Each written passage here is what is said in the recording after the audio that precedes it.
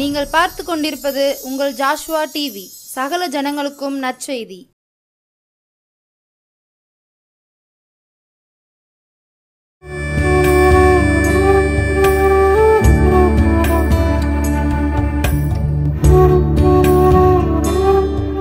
சேனைகளின் கர்த்தராகிய இயேசு கிறிஸ்து தந்த இந்த நாளில் மறுபடியுமாய் உங்களை இந்த ஜாஷுவா டிவியின் வழியாய் சந்திப்பதிலே மிகுந்த சந்தோஷம்.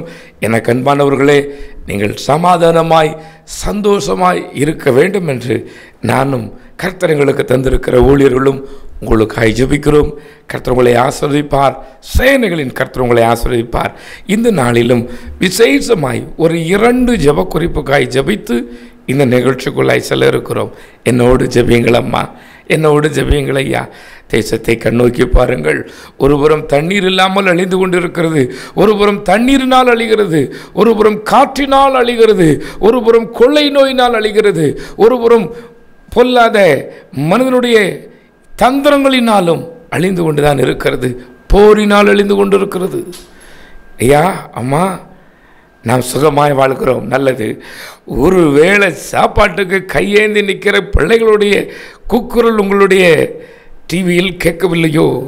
காசாவின் குழந்தைகள், இன்னும் இஸ்ரவேல் குழந்தைகள், பாலஸ்தீன குழந்தைகள் என்று ஐயோ வீடுகளை இழந்து விட்டோம், சொத்துக்களை இழந்து விட்டோம், சாப்பாட்டுக்கு வழி இல்லையே, ஏதாவது தாருங்கள் என்று கையேந்துகிறதை காணவில்லையோ? எனக்கு அன்பான கர்த்தருடைய பிள்ளைகளே, யுத்தங்கள் ஓய வேண்டும், தேசத்தில் சமாதானம் வேணும், குடும்பத்தில் சமாதானம் வேணும். ஜெபிப்போமா? கண்களை மூடுங்களேன். மகா இரக்கம் கிருபையும் பிள்ளைகள் பரலோக பிதாவே, யுத்தத்தை ஓய பண்ணுகிறீர், ஈட்டியை, பலவானுடைய ஈட்டியை முறிக்கிறீர் என்று வேதம் சொல்லுகிறதே. யுத்தங்கள் ஓயட்டும் அப்பா. நடுநாளாய் நடக்கிற யுத்தங்களும், திடீரென்று ஒரு யுத்தங்களும் ஓயட்டும். பஞ்சங்கள் மாறட்டும் ஐயா. விதவிதமான வழியிலே அடோரே அழிவுகள் வந்து கொண்டிருக்கிறதே. தண்ணீரினால் அழிவு, காற்றினால் அழிவு, தீயினால் அழிவு, யுத்தத்தினால் அழிவு என்று மாறி மாறி வந்து கொண்டிருக்கிறதே. இந்த அழிவுகள் எங்கள் தேசத்துக்கு வரக்கூடாதப்பா. எங்கள் ஜனங்களை தொடக்கூடாது. விசேஷமாய் இந்த போரினால் பாதிக்கப்பட்டிருக்கிற ஒவ்வொரு தேசத்துக்காக நாங்கள் ஜெபிக்கிறோமப்பா. மனம் இறங்குங்க, உதவிகள் கிடைக்கட்டும், போர் நிறுத்தப்படட்டும். தேவனே மனதிறங்கி ஆசீர்வாதத்தை அருளி செய்யும். அந்த பிள்ளைகளுடைய கண்ணீர்கள் உடைய பாதத்துக்கு வரட்டும். மனதிறங்கும். எங்கள் மேய்ப்பொருள் இரட்சகருமாகிய இயேசு கிறிஸ்துவின் மூலம் கெஞ்சுகிறோம் பிதாவே. ஆமேன், ஆமேன், ஆமேன். அடுத்தபடியாக அநேகர் சொல்லுகிற ஒரு காரியம், ஐயோ எவ்வளவு நாங்கள் வேலை செய்தாலும் எங்கள் வருமானம் எங்கள் கையில் நிற்பதே இல்லை, தருத்திரம் என்றைக்கு ஓயும். அதிகமான வேலை செய்தும் வருமானம் இருந்தும் அதிகமான செலவு அதை வாரிக்கொண்டு போய் விடுகிறதே. எங்களுக்கும் ஒரு ஆசீர்வாதம் வராதா? என் பிள்ளைக்கு நான் பெண் பிள்ளையை வைத்திருக்கிறேன், ஏதாயிலும் சேர்க்க வேண்டும் என்று விரும்புகிறேன், சேர்க்க முடியவில்லை. என் பிள்ளைக்கு ஏதாயிலும் சேர்த்து திருமணம் செய்து கொடுக்க விரும்புகிறேன், முடியவில்லை. என் பிள்ளையின் படிப்புக்கு என்னால் ஒன்று செய்ய முடியவில்லை என்று புலம்புகிறார்கள் நன்றாய் வேலை செய்கிறவர்கள். காரணம் என்ன? நான் சொல்வேன், எனக்கு அன்பானவர்களே, தேவாதி தேவன் இன்றைக்கு அழையுங்கள். பரம வைத்தியராம் இயேசு கிறிஸ்துவை, சர்வத்துக்கும் எஜமானும் சர்வ சிருஷ்டிக்கும் காரணமாகிய இயேசு கிறிஸ்துவை இன்றைக்கு அழையுங்கள். வேதம் சொல்லுகிறது, முதலாவது தேவனுடைய ராஜ்யத்தை நீதியை தேடுங்கள், அப்பொழுது நீங்கள் விரும்புகிற இத்தனை காரியங்களும் உங்களுக்கு கூட கொடுக்கப்படுமாம். தேவன் அப்படியே செய்வார். கையின் பிரயாசத்தை நீ சாப்பிடுவாய், உனக்கு பாக்கியம் நன்மையும் உண்டாகும் என்று தேவன் சொல்லியிருக்கிறார். உங்கள் கையின் பிரயாசத்தை இந்த நாளிலிருந்து தேவனோடு நீங்கள் ஆரம்பிங்கள். உங்கள் வேலைகளை தேவனோடு நீங்கள் பேச ஆரம்பிங்கள். எல்லாவற்றுக்கும் அவரிடத்தில் சொல்ல கற்றுக்கொள்ளுங்கள். தேவன் ஆசீர்வதிப்பதை இன்றிலிருந்தே நீ காண்பீர்கள். ஆமென் சொல்லுங்களேன், சத்தமாக சொல்லுங்களேன். அந்த பொத்தலான பைகள் எவ்வளவு வேலை செஞ்சாலும் ஒன்றுமில்லாமல் போகிற அந்த பொத்தலான பைக்கு இன்றைக்கு உங்கள் வீட்டில் உங்கள் குடும்பத்தில் இடமில்லாமல் போக போகுது. நசன இயேசு கிறிஸ்துவின் ஆசீர்வாதம் தங்க இருக்கிறது. கண்களை மூடி, மகா கிருபையும் இரக்கமும் உள்ள எங்கள் பரலோக பிதாவே, இயேசு அப்பா, இதோ உம்முடைய பிள்ளைகள் வந்திருக்கிறார்கள். வேலை செய்து பிரயோஜனம் இல்லையே, கடின வேலை செய்கிறோம், வியாதியினால் என் பணம் போய்விடுகிறது. கடினமாய் வேலை செய்கிறேன், ஐயோ இந்த வாகனத்துக்கு வருகிற திடீர் செலவினால் போகிறது, இப்படி விதவிதமாய் போகிறதே என்று புலம்புகிற பிள்ளையை பாருங்க. நீங்க சொல்லியிருக்கீங்கப்பா, உன் கையின் பலத்தை நீ சாப்பிடுவாய், உனக்கு பாக்கியமும் நன்மையும் உண்டாயிருக்கும் என்று. அந்த பாக்கியமும் நன்மையும் இன்றைக்கு தொடங்கட்டும் இயேசுவின் நாமத்தினாலே, நசரேயனாகிய இயேசு கிறிஸ்துவின் நாமத்தினாலே. இன்றைக்கு இந்த நிகழ்ச்சியை பார்க்கிற அத்தனை குடும்பத்துக்கும் சமாதானமும் சந்தோஷமும் தேவரீர் கட்டளையிடுவீராக. நசரேயனாகிய இயேசு கிறிஸ்துவின் மூலம் ஜெபிக்கிறேன், ஜெபம் கேளும் நல்ல பிதாவே. ஆமேன், ஆமேன், ஆமேன். எனக்கு அன்பானவர்களே, இந்த நாளிலே நான் உங்களோடு பேசும்படி நம்முடைய ஆண்டவரும் உலகத்தின் இரட்சகருமாகிய இயேசு கிறிஸ்து அந்த பாக்கியத்துக்காய் அவரை நன்றியோடு துதிக்கிறேன், சோதரிக்கிறேன். அவருடைய நாமம் மாத்திரம் மகிமைப்படுவதாக, மகிமைப்படுவதாக. இந்த நாளில் நான் பேச வந்திருக்கிற ஒரு தலைப்பு, சம்பாதியுங்கள். என்ன தலைப்பு? சம்பாதியுங்க. ஐயா, இதைத்தானே எல்லாரும் சொல்லுதாங்க. சம்பாதி, எப்படியாவது சம்பாதி, பணத்தை சம்பாதி, பொருளை சம்பாதி, இடத்தை சம்பாதி, நகையை சம்பாதி, பேரை சம்பாதி, சம்பாதி சம்பாதி சம்பாதி, அப்படித்தானே உலகமே சொல்லுதோ? வேதத்தில் இது நான் உங்களுக்கு கற்றுக் கொடுக்க இருக்கிறேன். என்னோடு திருப்புங்களேன். நீதிமொழியின் புத்தகம் 4ஆம் அதிகாரம் 5வது வசனம் விதமாய் சொல்லுகிறது, வாசியுங்களேன். ஞானத்தை சம்பாதி, புத்தியையும் சம்பாதி, என் வாயின் வார்த்தைகளை மறவாமலும் விட்டு விலகாமலும் இரு. எதை சம்பாதிக்கணுமாம்? ஞானத்தை சம்பாதிக்க வேண்டுமாம். அநேகம் ஆயிரம் பொன் வெள்ளியை பார்க்கலும் ஞானமே முக்கியம். அதே 4ஆம் அதிகாரம் 7வது வசனம் விதமாய் சொல்கிறது, பாருங்களேன். ஞானமே முக்கியம், ஞானத்தை சம்பாதி. எண்ணத்தை சம்பாதித்தாலும் புத்தியும் சம்பாதித்துக்கொள். சம்பாதிக்கிறார்கள். இன்றைக்கு ஜனங்கள் சம்பாதிக்கிற வழிகள் விதவிதமாக இருக்கிறது. சம்பாதிக்க தானே செய்தாங்க, அப்படித்தானே? ஆமா, சம்பாதிக்கிறார்கள். விதவிதமான அவர்களுடைய மூளைக்கு ஏற்றார் போல வேலையை தெரிந்து கொள்கிறார்கள். அதன்படி சம்பாதித்துக் கொண்டு இருக்கிறார்கள். நல்லதுமா, நல்லதையா. ஆனால் நான் முன்னமே சொன்னது போல சம்பாதித்தும் ஒன்றுமில்லாதவர்களும் அநேகர் இருக்கிறார்கள். வேதம் சொல்கிறது, அதை நீதிமொழிகள் 18:5 சொல்கிறது, புத்திமானுடைய மனம் அறிவை சம்பாதிக்கும், ஞானியின் செவி அறிவை நாடும் என்று. சம்பாதிக்கணும் அப்படின்னு சொல்லி இன்னைக்கு இளைஞர்களும் இளைஞர்களும் பெரியவர்களும் விதவிதமான வழியில் சம்பாதிக்கிறான். இந்த செல்போனில் பார்த்தீங்கன்னா ஆபாச படம் நடிச்சு கூட சம்பாதிக்கிறான். விதவிதமான ஏதாவது பேசி, ஆபாசமாய் பேசி, இல்லை எப்படியோ ஒன்று பேசியாவது சம்பாதிக்கணும், எப்படி ஆகிலும் சம்பாதிக்கணும், சம்பாதிக்கிறான். அப்படித்தானே? நிம்மதியை சம்பாதிக்கிறானா? சந்தோஷத்தை சம்பாதிக்கிறானா? சுகத்தை சம்பாதிக்கிறானா? என் அன்பு கர்த்தருடைய பிள்ளையே, நீ எதை சம்பாதித்தாலும் உன் இருதயத்துக்கு சமாதானத்தை சம்பாதித்துக்கொள், உன் குடும்பத்துக்கு ஆசீர்வாதத்தை சம்பாதித்துக்கொள்.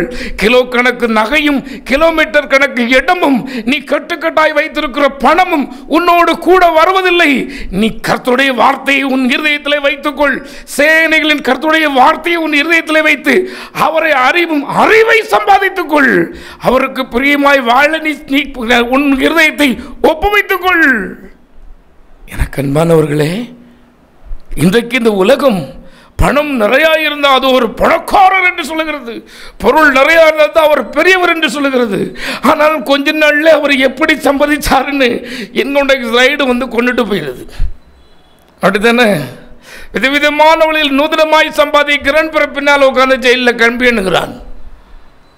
என் அன்பு கர்த்தருடைய பிள்ளையே, வேதத்திலே ஒரு மனிதனை தேவனே சொல்லுகிறார் பாருங்களேன். என்னாண்டு உங்களோடு பேசுவாராக.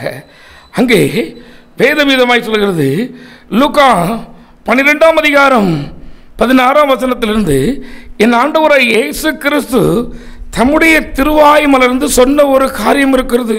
ஒரு மனுஷன் நிறைய பணத்தை சம்பாதிச்சான், பொருளை சம்பாதிச்சான். என்னோட திருப்பங்கள் ஐயா, லூக்கா 12:16 வாசித்து பாருங்களேன். அங்கே ஒரு மனுஷன் எல்லாத்தையும் கட்டுக்கட்டா பணத்தை சம்பாதிச்சுட்டான், கிலோமீட்டர் கணக்கு இடத்தை சம்பாதிச்சுட்டான். ஐயோ, தானியத்தை வைக்க அளவுக்கு குடோன்கள் எல்லாம் சம்பாதிச்சு அந்த குடோன் பிடிக்காத அளவுக்கும் சம்பாதிச்சாச்சு. நைட்டு இவனுக்கு ஒரு யோசனை வருது, தலைமுறைக்கு நம்ம சம்பாதிச்சிட்டோம், கட்டுக்கட்டா பணம் இருக்கிறது, கிலோமீட்டர் கணக்கு இடம் இருக்கிறது, அந்த இடத்தில் விளைந்து வைத்த பொருட்கள் இவ்வளவு இருக்கிறது, இதை வைக்கிறதுக்கு குடோன் கூட நமக்கு பத்தல, நம்மளை எல்லாரும் பணக்காரர் சொல்லுகிறாங்க. இதுக்கு மேல நான் என்ன சம்பாதிக்க வேணும்? அரசாங்கமே சொல்லுது, நில உச்சவரம்பு சட்டத்தின்படி இதுக்கு மேல உன் குடும்பத்தில் யாருக்கும் இடம் இருக்கக்கூடாதுன்னு சொல்லிட்டு அவ்வளோ இடத்தை நான் வாங்கிட்டேன்னு சொல்லி நிம்மதியாக உட்காந்துக்கிட்டு யோசிக்கும் போது, என்ன செய்யணும்னு சொல்லி யோசிக்கும் போது, தேவன் சொல்லுகிறார் அவனுக்கு, மதிகடனே. எல்லாரும் அவனை பார்த்து பணக்காரனேனாங்க, எல்லாரும் அவனை பார்த்து அதிகாரியேனாங்க, எல்லாரும் அவனை பார்த்து பயந்தாங்க. ஆனால் தேவன் சொன்னார், மதிகடனே, இன்னைக்கு ராத்திரி நீ செத்துட்டா நீ எங்க போவ? நீ சம்பாதிச்சவோ இடத்துல நீ எவ்வளவு நேரம் இருப்ப? நீ கட்டுக்கட்டா வச்சிருக்கிற அந்த பணம் உன்னை காப்பாற்ற முடியுமா? நீ வைத்திருக்கிற நகை உன்னை காப்பாற்ற முடியுமா? நீ எங்கே போவ? இந்த பணம் யார் கொண்டு போவா? இந்த பொருள் யார் கொண்டு போவா? உனக்கு தெரியுமா அப்படின்னாரு. ஐயா, அம்மா, நீ எவ்வளவு பெரிய வீடு கட்டியிருந்தாலும் செத்து 2 நாள் வச்சிருப்பாங்களா? நீ எவ்வளவு பெரிய பணக்காரராக இருந்தாலும் உன்னை பணத்தோடு இருக்கிறார்களா? என கர்த்தருடைய பிள்ளையே, தேவனோடு பேசட்டும். ஒரு மனிதனுக்கு பணம் என்பது அது ஒரு முக்கியம்தான், ஆனால் பணமே முக்கியமல்ல. பொருள் முக்கியம்தான், பொருளே முக்கியமல்ல. அதை விட விலையேறப்பட்டது உன் ஆத்மா. உனக்கு ஒரு நம்பிக்கை வேண்டுமையா? இன்றைக்கு நான் கண்ணை மூடினால் பரலோகத்தில் திறப்பேன் என்று ஒரு நம்பிக்கை இருக்கிறதா?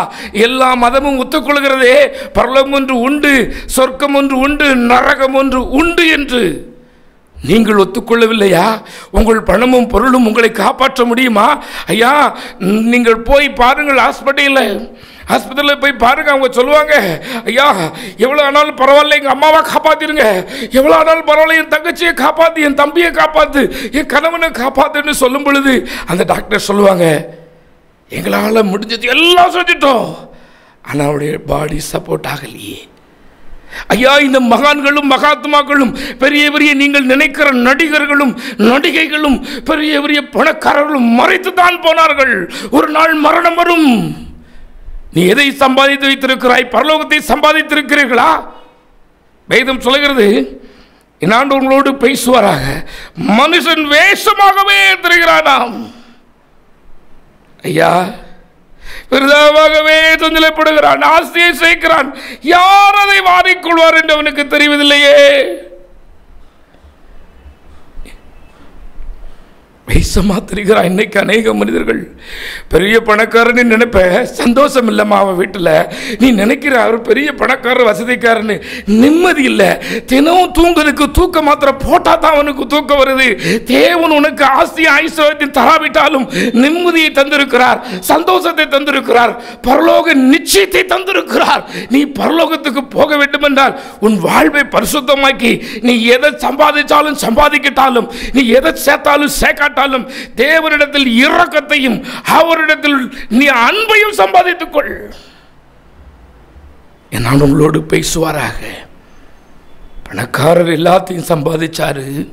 இந்த பைபிளில் உள்ள பணக்காரர் பணத்தை சம்பாதிச்சாரு, பொருளை சம்பாதிச்சாரு, கெட்டுக்கட்டா நகை, அப்படி நகையெல்லாம் கிலோ கணக்கில் வாங்கி வச்சுட்டு, இதுக்கு மேலே அரசாங்கம் நம்மளை விடாதேன்னு தூங்கிக்கிட்டு இருக்கும் போது தான் வருது. செத்துட்டனா யோசித்து பார்ப்பேன். மனிதனாய் பிறந்த அத்தனை பேருமே மரித்து தான் போகிறார்கள். மறியாமல் யாராவது இருக்கிறார்களா? நிஜமான இயேசு கிறிஸ்துவை தவிர. ஐயா, இந்த பூமியில் மகான்களும் மகாத்மாக்களும் வந்தார்கள், அத்தனை பேரும் மரித்து போனார்கள். நானே தெய்வம் என்று சொன்னார்கள், மரித்து போனார்கள். ஆனால் மரணத்தை வெல்ல முடியவில்லை. எத்தனை பணம் இருந்தும் பொருள் இருந்தும் எவ்வளவோ நம்முடைய விஞ்ஞானம் இருந்தும் மரணத்தை வெல்ல முடியவில்லையே. மரணத்துக்கு பின்பு ஒரு வாழ்வு இருக்கிறது. ஆண்டவராய் இயேசு கிறிஸ்து ரட்சகரிடத்தில் உன்னுடைய வாழ்வை ஒப்பு கொடுப்பாய். என்னால் பரலோக பாக்கியத்தை பெற்றுக்கொள்வாய். ஆமென், ஆமென், ஆமென். சத்தமா சொல்லுங்களேன். அந்த பரலோக இன்பத்தை, பரலோக சமாதானத்தை நீ பெற்று அனுபவிக்க வேண்டும். வேதம் சொல்லுகிறது, ஞானமே முக்கியம், ஞானமே முக்கியம். நான் உங்களோடு பேசுவராக. நீங்கள் தேவனுடைய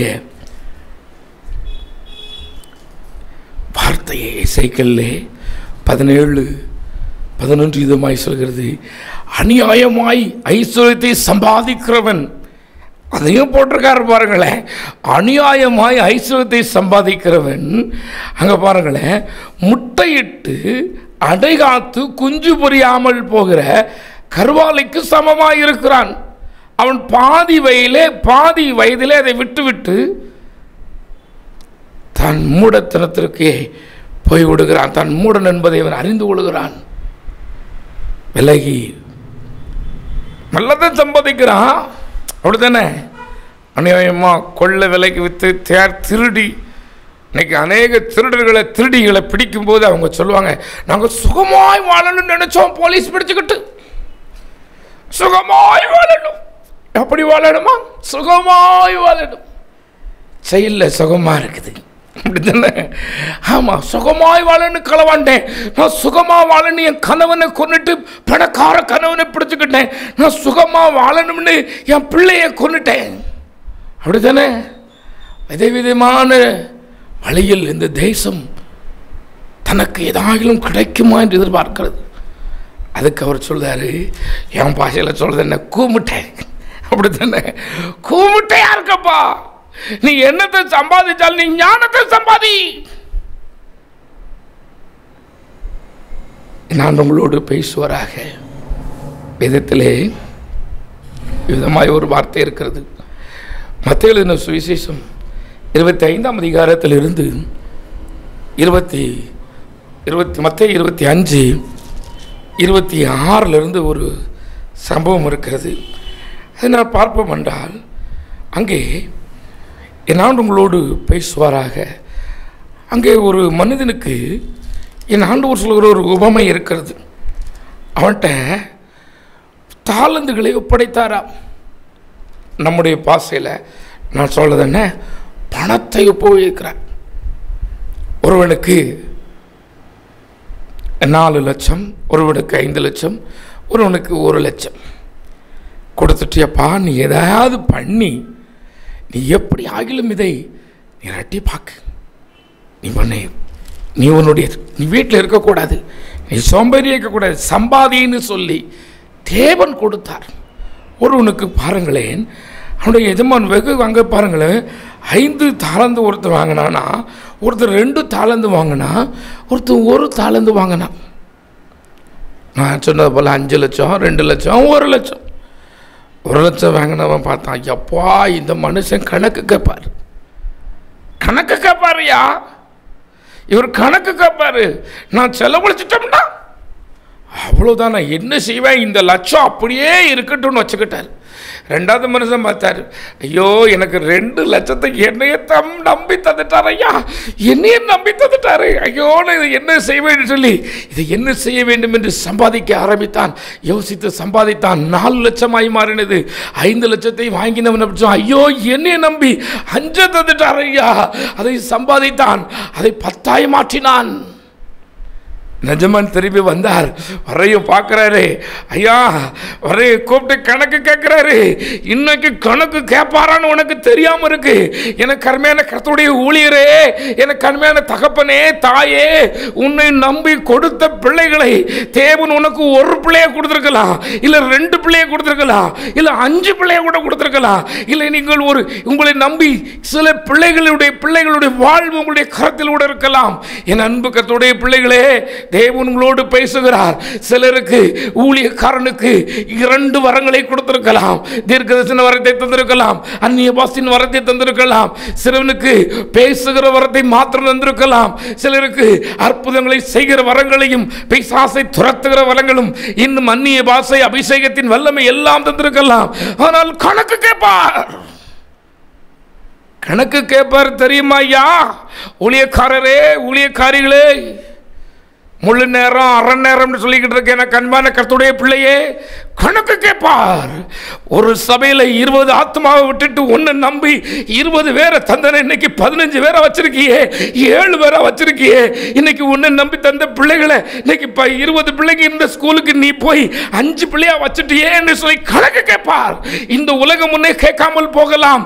நீ நினைக்கிற உன் ஸ்தாபனம் முன்னே கேட்காமல் போகலாம். என கர்மையான ஊழியரே, இந்த ஒரு வருடம் நீ எப்படி ஊழியர் செய்தாய் என்று உன் ஸ்தாபனம் உன்னை கேளாமல் இருக்கலாம். உன் ஸ்தாபனம் உனக்கு பயந்து கூட இருக்கலாம். ஆனால் தேவன் உனக்கு பயப்பட மாட்டார். தேவன் உனக்கு பயப்பட மாட்டார். உன்னை கேட்பார். ஒரு வருடம் இத்தனை இடத்துக்கு அனுப்பினேனே, உன்னை நம்பி இத்தனை பிள்ளைகளை தந்தேனே, சபை பிள்ளைகளை, இவர்களை எத்தனை பேர் நீ பரலோகத்து ராஜ்யத்துக்கு ஆயத்தப்படுத்தினாய்? இவர்களில் எத்தனை பேரை நீ ஊழியனாய் மாற்றினாய்? இவர்கள் எத்தனை பேர் மற்றவர்களுக்கு பிரயோஜனமாய் இருக்க என்று கணக்கு கேட்பார். இது தெரிய மாட்டாங்க. ஊழியக்காரன் வந்துட்டா கணக்கு கேட்க மாட்டார்னு கேட்காம விடவே மாட்டார். ஒருவேளை நான் சொல்லுவேன், தெருவா டிராக்ஸ் கொடுக்கிற ஒரு ஊழியனாக இருக்கலாம். இல்லையே சபைகளில் கர்த்தருடைய வார்த்தையை பிரசங்க தன்னை ஒப்பு கொடுத்த ஒரு ஊழியனாக இருக்கலாம். இல்லையே நேரம் கிடைக்கும் போது ஏதாயிலும் எனக்கு வாய்ப்பு வராதா என்று ஊழியனாக இருக்கலாம். எல்லோரிடம் கணக்கு கேட்பா. கணக்கு கேட்காம விட மாட்டாரு. வாசி ஒரு ஆத்மா கொடுத்திருந்தவன்ட்டையும் கேட்டாரு, 4 ஆத்மா கொடுத்தவன்ட்டையும் கேட்டாரு, 5 ஆத்மா கொடுத்தவன்ட்டையும் கேட்டாரு. யாரையும் கேட்காம விடல. எனக்கு அன்பானவர்களே, இன்றைக்கு அநேகருக்கு வருகிற ஒரு பெரிய ஒரு நம்பிக்கை, ஐயோ நான் பயவுல தூக்கிட்டு நான் ஊழியக்காரன்னு பேர் வாங்கிட்டோம்னா அந்த ஊழியக்காரன் பேரை சம்பாதிச்சிட்டோம்னு என்னை விட்டுருவாருன்னு. விடவே மாட்டார். முதல்ல உன்னை தான் கேட்பார். நீ வெளிப்படுத்தல் பாரு. முதலாவது அந்த 9ஆம் அதிகாரத்தில் பார்த்தா என்ன சொல்ல, எசேக்கியேல் 9 முதலாவது என் ஆலயத்தில் தொடங்கு, நியாய தீர்ப்பை என் ஆலயத்தில் தொடங்கு, என் ஊழியக்காரன்ட்ட தொடங்கு, என் ஊழியக்காரன்ட்ட தொடங்கு, சோம்பேறி ஊழியக்காரன்ட்ட தொடங்கு, சோம்பேறி ஊழியக்காரன்ட்ட தொடங்கு.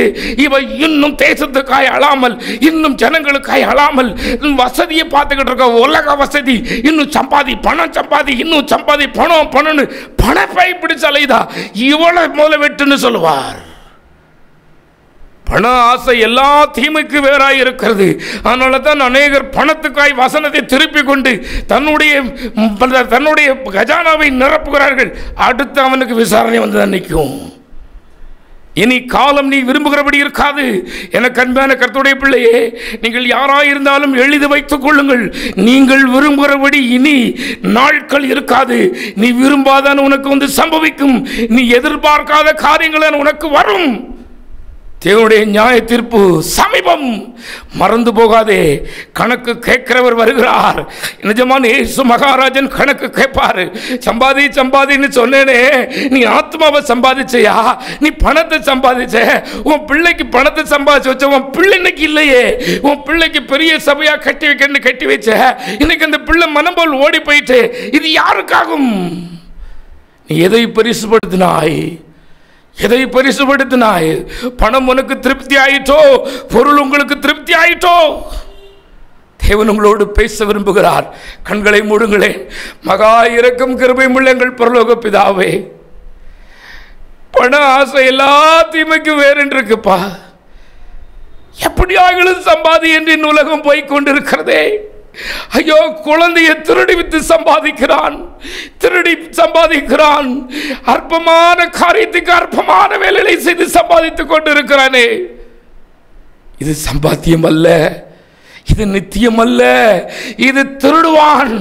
இங்கே பூச்சிகள் அரிக்கும், இங்கே திருடன் திருடுவான் கண்ணமிட்டு என்று சொல்லி வேதம் சொல்லி இருக்கிறதே. நீ எதை சம்பாதித்து வைத்திருக்கிறாய்? ஆத்மாவுக்காக அழுது உன் கண்ணீரை பரலோகத்தில் சம்பாதித்திருக்கிறாயா? சேர்த்து வைத்திருக்கிறாயா? அழிந்து போகிற ஆத்மாக்களுக்காய் கண்ணீர் வடித்து உன் கண்ணீர் அங்கே சேரப்பட்டிருக்கிறதா? எங்கோ நடக்கிறது என்று சொல்லி உன் இருதயத்தை தேற்றிக்கொண்டு உன்னை நீயே திருப்திப்படுத்திக் கொண்டாயா? கர்த்தருடைய ஊழியர்களே, விசுவாசிகளே, தன்னுடைய வருகை சமீபம். நீங்கள் எதிர்பார்க்கிற நாட்களாக இருக்காது. ஒவ்வொரு நாளும் உனக்கே தெரியும். நான் உங்களோடு பேசுவாராக, நான் உங்களோடு பேசுவாராக. மகா இரக்கம் கிருபையும் உள்ள எங்கள் பரலோக பிதாவே, இந்த நாளின் செய்தி தேவனே, என்னை கொண்டு நீர் பேசினீர். நாள் அல்ல, நிஜமானே நீரே உம்முடைய பிள்ளையோடு பேசினீர். ஒவ்வொருவரையும் தேவரீருடைய வல்லமை உள்ள வார்த்தையால் நிறைத்தருளும். இன்றைக்கு அந்த வைராக்கியம் பிடிக்கட்டும். எப்படி ஆகிலும் ஆத்மாவை சம்பாதிக்க வேண்டும், எப்படி ஆகிலும் ஒரு கூட்ட ஜனங்களை தேவனுக்கு என்று சம்பாதிக்க வேண்டும், எப்படி ஆகிலும் சுவிசேஷத்தை நான் சொல்லணும். வைராக்கியம் பிடிக்கட்டும் அப்பா. பல தகவல நிகழ்ச்சியை பார்த்து வியாதிக்காரரை வைக்கிறேன். வியாதிகள் நீங்கட்டும், சத்ருவின் வல்லமைகள் செயலற்று போகட்டும். பொல்லாத பிசாசின் தந்திர மந்திரங்கள் எல்லாம் இனி இந்த வீட்டுக்கு வரவே கூடாது. நாமத்தினாலே கட்டளையிடுகிறேன். வேலை இல்லாத பிள்ளைகளுக்கு வேலை வாய்ப்பை தாரும். பரிசுத்தத்தை காத்துக்கொள்ள என் வாலிப பிள்ளைகளுக்கு பலன் தாரும். பெரியோர்களுக்கு பலன் தாரும். சிறு பிள்ளைகளுக்கு பலன் தாரும். நசனாகிய இயேசு கிறிஸ்துவின் மூலம் கெஞ்சுகிறேன் பிதாவே.